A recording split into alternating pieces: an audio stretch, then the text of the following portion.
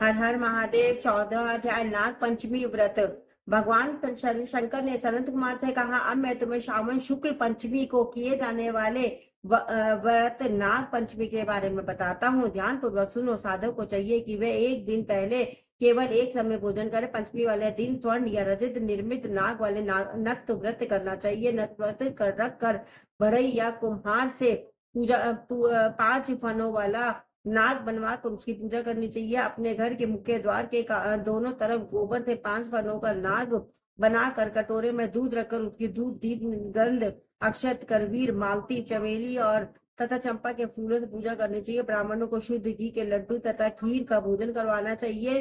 कालिय नाग, तक्षक नाग, शंखपाल, वासुकी शेष नाग, पदम नाग आदि नागों को जल्दी व चंदन से दीवार पर बनाकर तथा नाग माता कर्तृ को भी अंकित कर पुष्पों से पूजा करनी चाहिए। पूजन के पश्चात घी और खांड मिलाकर उनको दूध पिलाना चाहिए।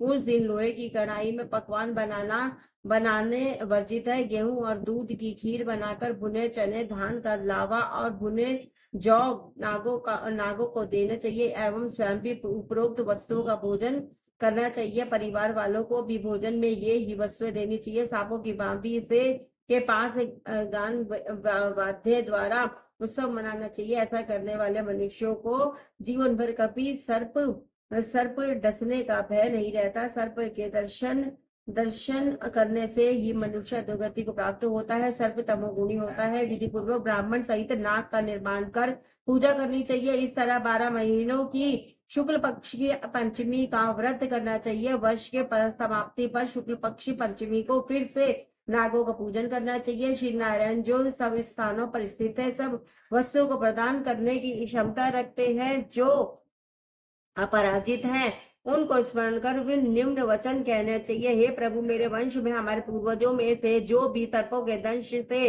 अधोगति को प्राप्त हुए हों, वे इस व्रत से तथा दान से मुक्ति को प्राप्त हो जाए। इस प्रकार उच्चारण कर सफेद चंदन युक्त चावल के पानी को भक्ति पूर्वक वासुदेव श्री कृष्ण के निर्मित जल में छोड़ देना चाहिए। इस प्रकार व्रत पूजा और दान से साधक के वंश में सर्प दंश के कारण मरे होंगे या भविष्य में मरने वाले होंगे। हे सनत कुमार, वे सब सर्प योनि से मुक्त होकर स्वर्ग लोक में पहुंच जाएंगे।